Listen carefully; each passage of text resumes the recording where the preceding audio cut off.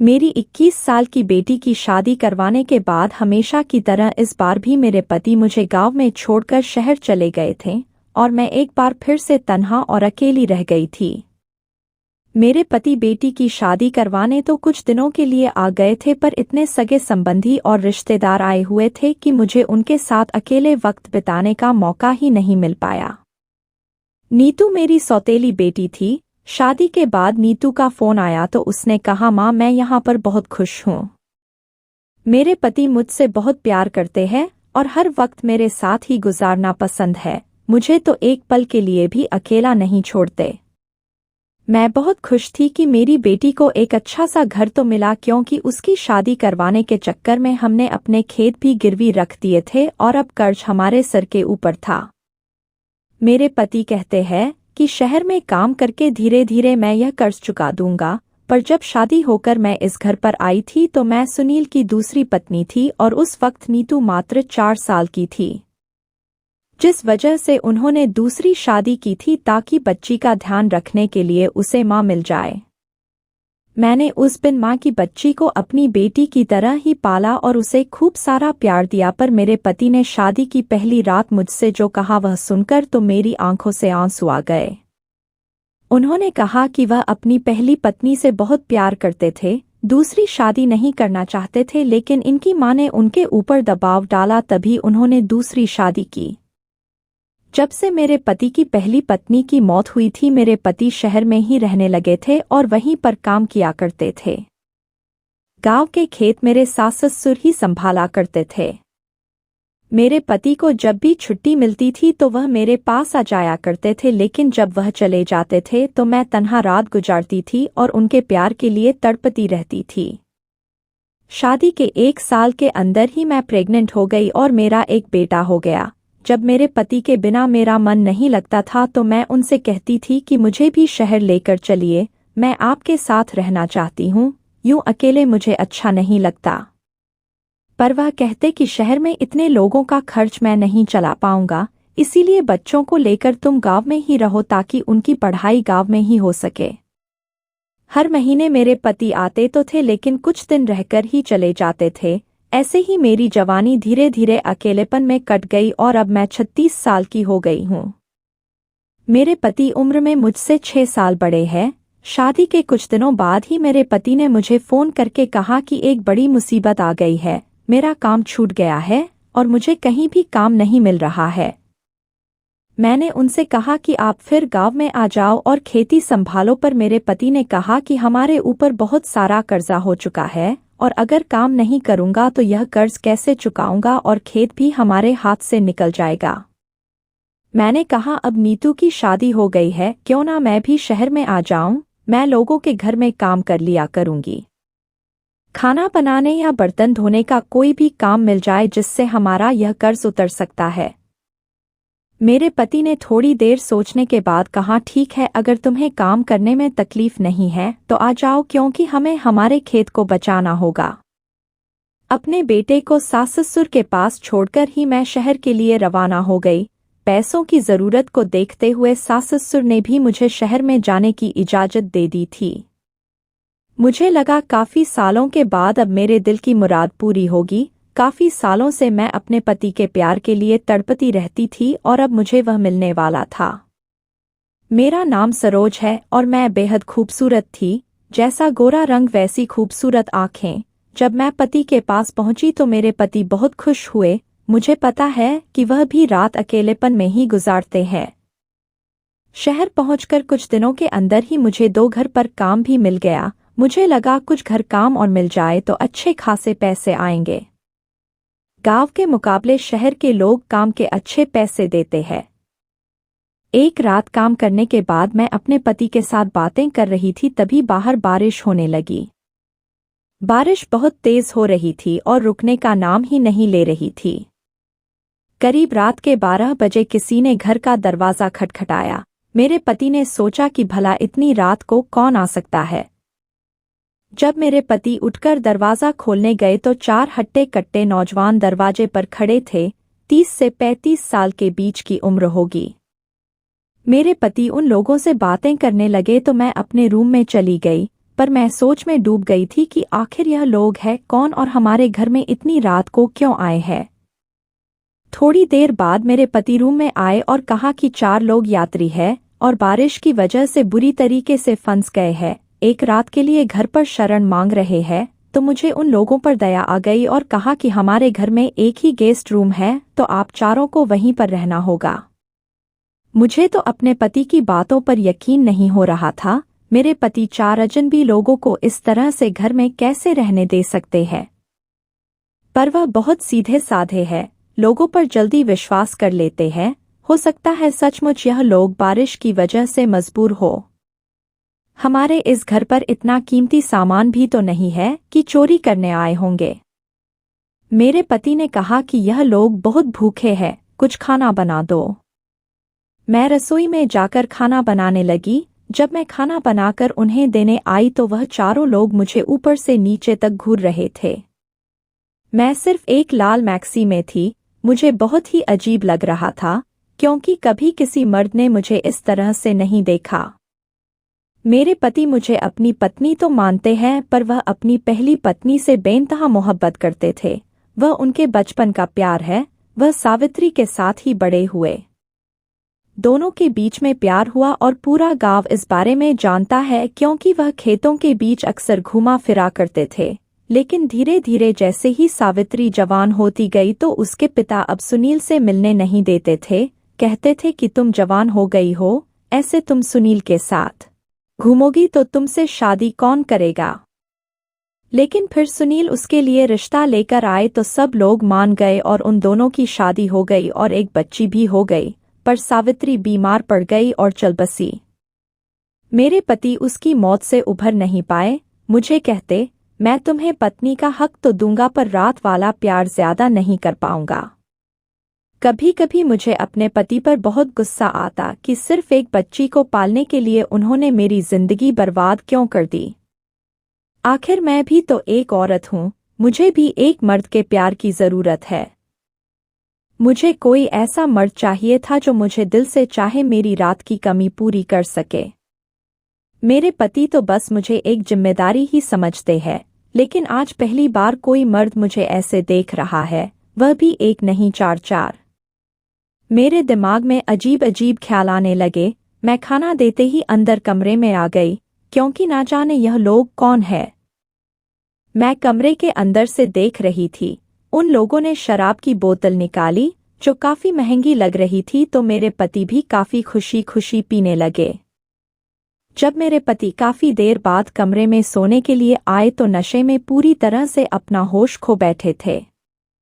मैंने किसी तरह से उन्हें संभाल कर बिस्तर पर लिटा दिया तो वह गहरी नींद में सो गए। मैं डरते हुए बाहर कमरे में गई और कहा कि आप लोगों का बंदोबस्त अंदर कर दिया है। तो वो लोग बड़ी अजीब निगाहों से मुझे घूरने लगे, क्योंकि वह लोग भी काफी नशे में थे। इसलिए मैं जल्दी से अपने कमरे में आ गई और कमरे का दरवाज़ा बंद कर दिया। फिर मैं लेट गई। बाहर इतनी बारिश हो रही थी और मेरे पति खर्राटे लेने लगे थे। मैं काफी थकी हुई थी तो मैं भी सो गई, लेकिन करीब रात को 2 बजे काफी जोर जोर से बगल वाले कमरे से आवाज आने लगी। घबराहट से मेरी नींद खुल गई, पर मेरे पति को पता तक नहीं चला और वह गहरी नींद में सोते रहे। मैं सोच रही थी कि मैं उनको जगा दूं, पर मुझे पता है कि वह नशे में है और नहीं उठेंगे। आवाज और शोरगुल बढ़ता जा रहा था तो मुझे लगा उठकर देखना चाहिए, कहीं यह लोग चोर तो नहीं है। मेरे पति तो किसी के ऊपर भी भरोसा कर लेते हैं, पर मुझे वह आदमी कुछ सही नहीं लग रहे थे। करीब 20 मिनट तक मैं ऐसे ही अपने बेड पर बैठी रही, लेकिन उसके बाद हिम्मत करके मैंने अपने कमरे का दरवाज़ा खोला और दूसरे कमरे की ओर जाने लगी, जहां से आवाज आ रही थी। मेरे दिल के अंदर बहुत घबराहट हो रही थी। आज इस दूसरे कमरे से आ रही आवाज सुनकर मैं इस तरह से सहम गई थी कि मुझे ऐसा लगने लगा कि मेरे साथ कुछ बुरा होने वाला है। ऐसे ही मैंने दरवाजे को हल्का सा धक्का देकर अंदर झांका तो मेरे सिर पर मानो आसमान टूट पड़ा हो। मेरे पैरों तले जमीन खिसक गई। मुझे ऐसा लगा कि शायद आज का दिन ही मेरी जिंदगी का सबसे बुरा दिन है। इससे भयानक दृश्य मैंने आज से पहले कभी नहीं देखा था। इस कमरे का रंग तो बिल्कुल लाल हो चुका था। वहां कमरे के अंदर मौजूद 3 आदमियों की नजर मुझ पर पड़ी। एक आदमी फुर्ती के साथ मेरे पास आया और मुझे अंदर खींचकर दरवाजा बंद कर दिया। मैं बहुत घबरा गई कि आखिर यह लोग मेरे साथ क्या करने वाले हैं। मुझे देखते ही वे बहुत ही अजीब निगाहों से मेरी तरफ देखने लगे और मेरे करीब आने लगे। मेरा गला सूखने लगा था और डर के मारे मेरी आवाज भी नहीं निकल रही थी। इनके चौथे साथी की लाश खून से लथपथ कमरे में पड़ी हुई थी। अब बाकी के बचे 3 लोग मुझे शायद जिंदा नहीं छोड़ेंगे। मैं यह सोचकर बहुत घबरा गई क्योंकि मैं कत्ल की गवाह बन चुकी थी। इन तीनों में से किसी ने इसे मारा होगा। तभी एक आदमी ने मुझे उठाया और उठाकर सीधा बेड पर पटक दिया। मुझे लगा कि यह लोग मुझे मार डालेंगे, पर उन लोगों ने ऐसा कुछ नहीं किया। वे अपने कपड़े उतारने लगे और उसके बाद मेरे साथ जो कुछ भी हुआ, रात भर मेरी चीखें कमरे में गूंजती रही। जिंदगी भर मैं जिस चीज के लिए तरसती रही हूं वह मुझे आज 3 अनजान लोगों से मिल रहा था, वह भी मेरी मर्जी के खिलाफ इन कातिलों से और एक लाश के सामने। मेरे चेहरे का भाव बदलता जा रहा था। कभी डर से मैं बिल्कुल ही हिल नहीं पा रही थी तो कभी मुझे भी मजा आ रहा था। दिल और दिमाग बेकाबू हो गए थे। कभी मुझे रोना आ जाता तो कभी मुझे दर्द होता और कभी लगता कि अपने आप को बचाने के लिए मैं कुछ करूं, पर मैं बेबस और मजबूर बनकर ही रह गई। अगर मैंने उन लोगों को मना कर दिया तो वह मुझे भी मार डालेंगे। इसी कारण मैं चुपचाप रात भर अपना काम करवाती रही। उसके बाद एक आदमी उठा और एक कंबल से उस लाश को लपेटकर घर से बाहर निकलकर उस लाश को अपनी गाड़ी में छुपा दिया। फिर 2 आदमी मिलकर कमरे को साफ करने लगे, खून के धब्बों को मिटाने लगे और तीसरा आदमी मेरे साथ था और मेरे साथ वो काम कर रहा था जो मुझे अपने पति से करवाना चाहिए था। पर क्योंकि मैं ही इकलौती गवाह थी जिसे पता था कि इन लोगों ने क्या कांड किया है, जब सब कुछ साफ हो गया तो वह तीनों फिर से मेरे पास आ गए। मुझे लगा अगर मैं चिल्लाऊंगी तो कमरे से शायद मेरे पति आकर मुझे बचाए, पर इन लोगों ने खून किया है, कहीं मुझे और मेरे पति को भी मार दिया तो। एक खून की सजा जो है, 3 खून की सजा भी तो वही मिलेगी। उसके बाद क्या हुआ पता नहीं, लेकिन अचानक जब मेरे पति मुझे बुलाने लगे तो मैं बहुत घबरा गई क्योंकि मुझे पता नहीं था कि कब मेरी आंख लग गई थी। अगर मेरे पति ने मुझे इस हालत में देख लिया तो वह मुझे तलाक दे देंगे, इस हालत में वह भी अजनबी के कमरे में। पर जब मेरी आंख खुली तो मैं अपने ही बेडरूम में थी और मेरे बदन पर वही लाल मैक्सी थी जो मैंने रात को पहनी थी। तभी मेरे पति ने मुझसे कहा कि वह अनजान आदमी चले गए हैं और अब 9 बज चुके हैं। तुम तो काफी देर से सो रही हो, आज काम पर नहीं जाना है क्या?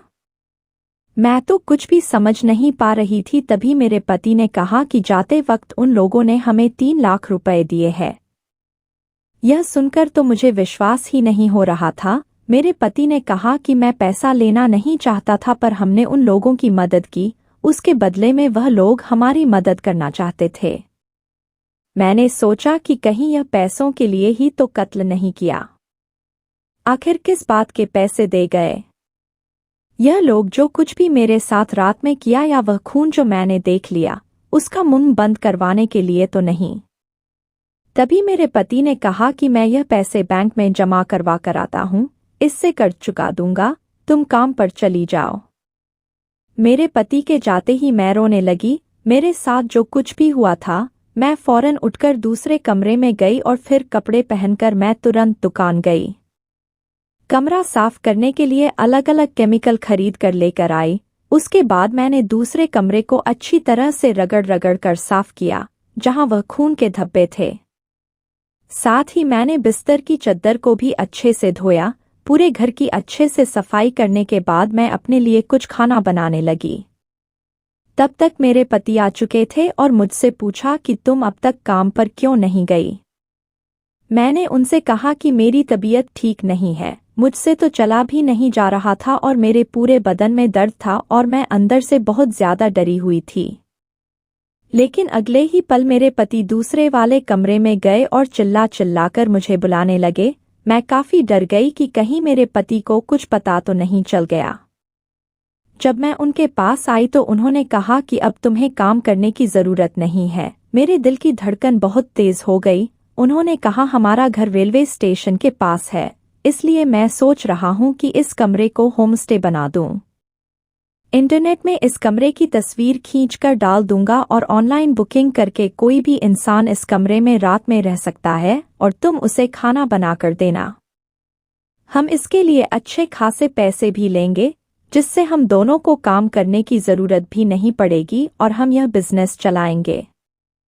यह सुनकर तो मेरे सिर पर मानो आसमान टूट पड़ा और मैं फिर से उन रात के ख्यालों में खो गई। जो कुछ भी मेरे साथ हुआ था और जो कुछ भी मैंने अपने दिल में दफना दिया था। मैं एक कत्ल की साक्षी थी और मेरे साथ जुर्म हुआ था। अब मुझे इसी डर से जिंदगी बितानी थी कि कहीं पुलिस ढूंढते हुए हमारे घर तक ना पहुंच जाए और मेरी जिंदगी खाक में ना मिल जाए। शायद मुझे पुलिस के पास जाकर सारी बातें बतानी चाहिए थी, पर मेरे साथ जो कुछ भी हुआ था वो घर समाज को पता चल जाए तो मैं कैसे जी पाऊंगी। शायद मरा हुआ आदमी इंसाफ का इंतजार कर रहा होगा, पर मेरे साथ भी तो नाइंसाफी हुई थी। आखिर उन तीनों ने पूरी रात मेरे साथ हैवानों की तरह जो किया था। तो दोस्तों, आज की कहानी आपको कैसी लगी कमेंट बॉक्स में लिखाना ना भूलें, साथ ही वीडियो को लाइक करना ना भूलें।